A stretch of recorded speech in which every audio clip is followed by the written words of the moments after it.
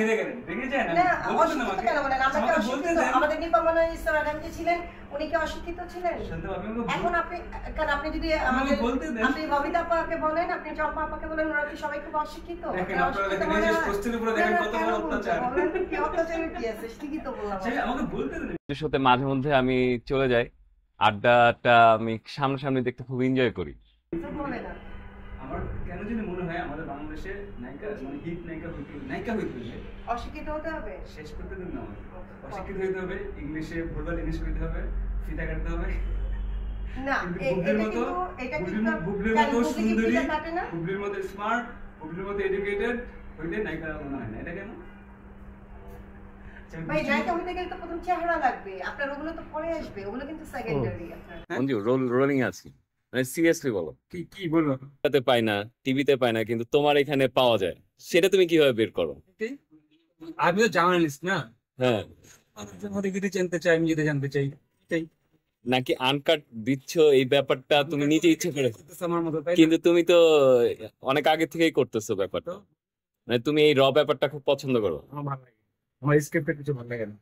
এরকম দেখানো যে নায়িকার কথা বলতে শুরু করতেছিল কিসবকে নিয়ে, হ্যাঁ হ্যাঁ এখন বলে শোতে মানে হ্যাঁ, মানে শুরুতে আমরা বলা শুরু করতেছি, শোতে গিয়ে সে অ্যাক্টিং করতে হবে, সেটা আমি চাই না। আচ্ছা, একদম রাখো সাউন্ড একদম ভাই আছে।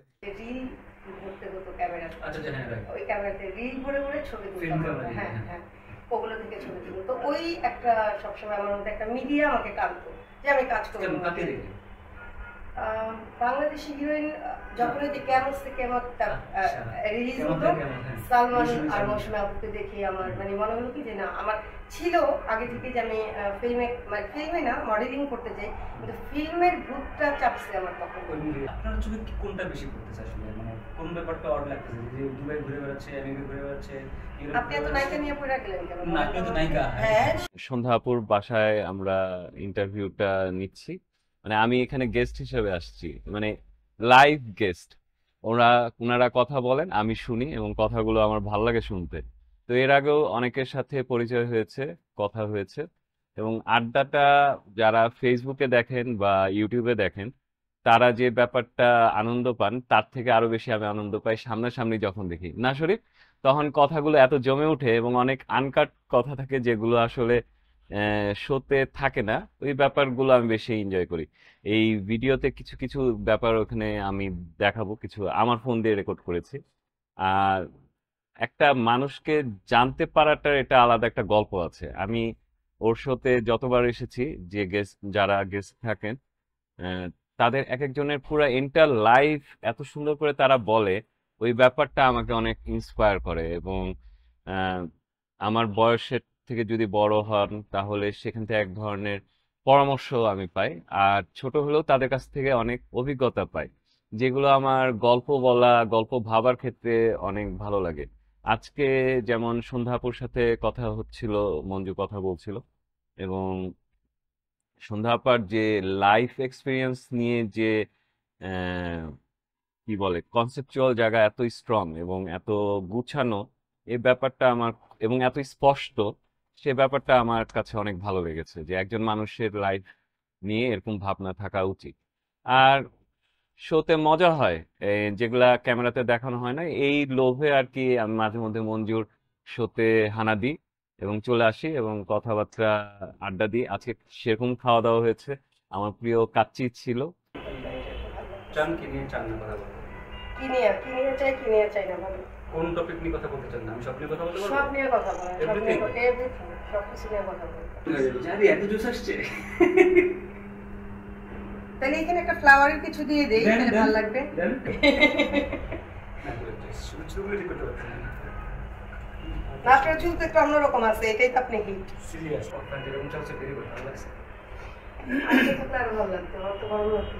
মুখ লুকায় রাখছে, ও দেখাবে না ও চেহারা। ও হচ্ছে মঞ্জুর সব শোর ক্যামেরা এডিট সবকিছু করে, কিছু কিছু শো।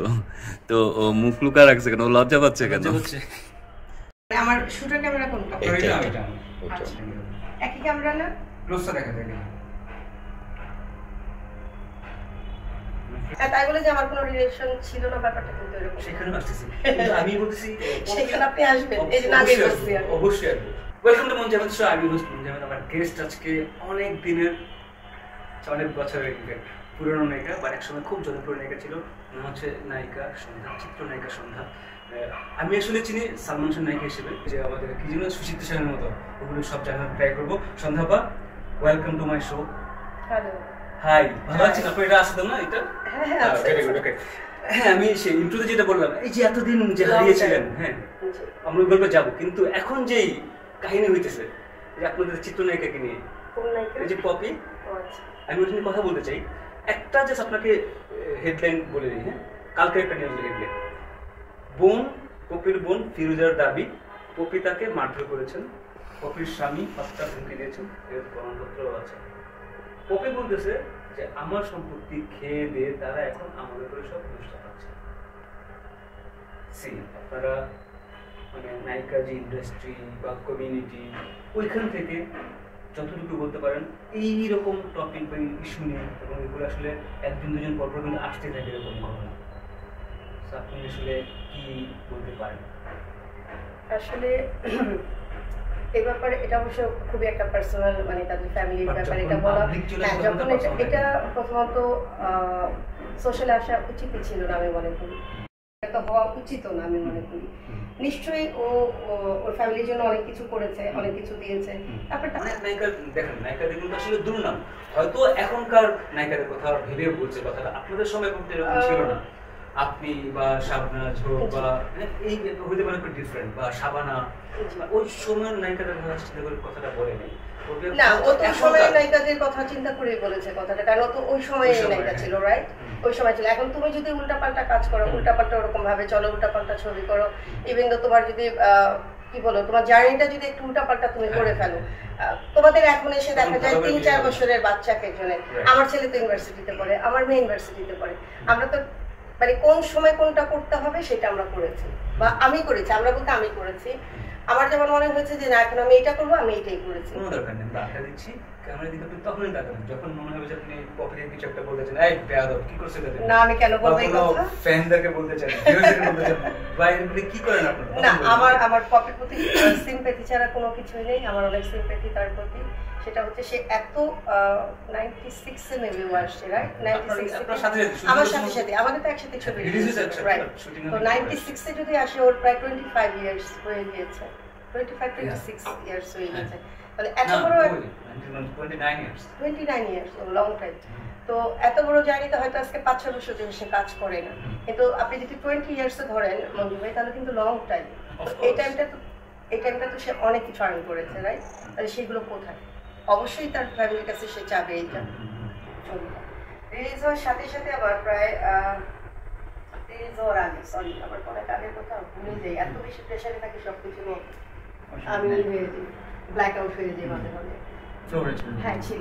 তারপরে আমি যে কি দেখলাম মঞ্জু ভাই, যেটা সত্যি কথা, সেটা হচ্ছে যখন 98-99 দিকে চলে আসলো, তখন কিছু অশ্লীল মুভি, অশ্লীল জিনিস, নায়িকা মানে ঢুকতেছে, তারা হচ্ছে মানে কাপড়টা আমরা এরকম করে পড়তেছি, না এটা তো এই করতে হবে, আমি তো করবো না, আমি তো করবো না। হ্যাঁ, আপনার একটা কমার্শিয়াল ফিল্ম চালানোর জন্য আমার যতটুকু করা উচিত আমি ঠিক ততটুকুই করবো। ছবিও হচ্ছে না, আকাশ পাতাল করা গেছে, আকাশ পাতাল। আঙ্কেলের এখানে একটু দেখা করে এসে যাই, মানে এইরকম ব্যাপারটা ছিল। হ্যাঁ, একটা বন্ডিং ছিল।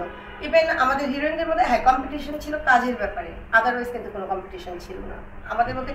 বললাম না, শাবনুর আমার খুব ভালো ফ্রেন্ড, তারপর পপির সাথে আমার খুব ভালো রিলেশন ছিল, যদি ওইভাবে ওর সাথে আমার মেশা হয়নি। শাবনুরের সাথে আমি অনেক মিশেছি, খুব ভালো আমার ফ্রেন্ড ওদের সাথে। আসলে কি আমি এই দিকটা নিয়ে অনেক বেশি ভেরি গুড, খুব ভালো লাগছে। লাস্ট টপিক আমার শুনি, আপনি কি যেন বলতে যাচ্ছিলেন?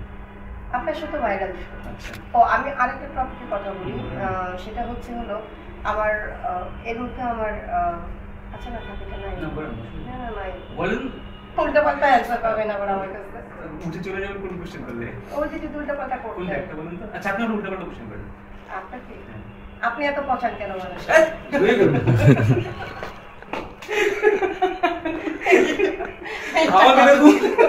আমাদের এরকম কোশ্চেন করছে এনিওয়েজ অ্যাপার্ট ফ্রম দিস সন্ধ্যাপা খুব ভালো লাগছে আপনার সাথে কথা বলে আমরা আসলে অনেকদিন ধরে প্ল্যান করতেছিলাম 2 বছর মনে হয়ে গেছে আমরা না 2 বছর হয়ে গেছে লাস্ট টাইম আমি তো টাইম দিতে পারি না আপনাকে লাস্ট সরি টাইম না আমিও রাগ করেছিলাম না ইনশাআল্লাহ এখন থেকে রেগুলার আসবে অবভিয়াসলি বাট সন্ধ্যাপা কথা বলে খুব ভালো লাগছে আপনার সাথে খুবই লাইভলি কথা বলেন যেটা আমার আসলে আমার শো যেটা আমি ক্যান্ডিড একটা পার্ট থাকে আমার এই শোতে যে আমি স্ক্রিপ্টের শো করতে চাই না না আমরা কি স্ক্রিপ্ট শো করছি না আমি করি না স্ক্রিপ্ট করি না তো সেটাই বলুন ভালো লাগছে আপনার কেমন আছে কিছু যদি বলতে চান ফ্রেন্ডদেরকে আমার তো খুবই ভালো লেগেছে আবার আমি বেশি সিদ্ধ বলতে পারি না না শুদ্ধ আমি সিদ্ধ তো বলতে পারি না আমি নরমালি বলি আবার জয়েন কাছে না কথাটাকে ভিতরে নিয়ে কেমন কেমন করে যেন বলে আগে একরকম বলতে এখন আবার অন্যরকম বলে হ্যাঁ ভিতরে সব রেখে বলে তো অনেক ভালো লেগেছে মঞ্জু ভাইয়ের সাথে আমার মানে কথা বলতে পেরে আপনারা সবাই ওনারকে বেশি বেশি করে দেখবেন ওনার শোটা ফেসবুকে মুনজাবেদ পেজটা লাইক করতে পারেন ফলো করতে পারেন ইউটিউবে মুনজাবেদ ইউটিউব চ্যানেলটাকে সাবস্ক্রাইব করতে পারেন এবং বেল আইকন সুন্দর করে দাবায় রাখতে পারেন সো দ্যাট আপনি যখনই ওনার ইন্টারভিউ আসবে আর যার ইন্টারভিউ আসবে unedited and unscripted and candid ওগুলো আপনি দেখতে পারেন guys you know I love you thank you আল্লাহ ছেড়ে বসো আমাদের ছবি তুলে একটু এটা খুলি এখন অনেক গরম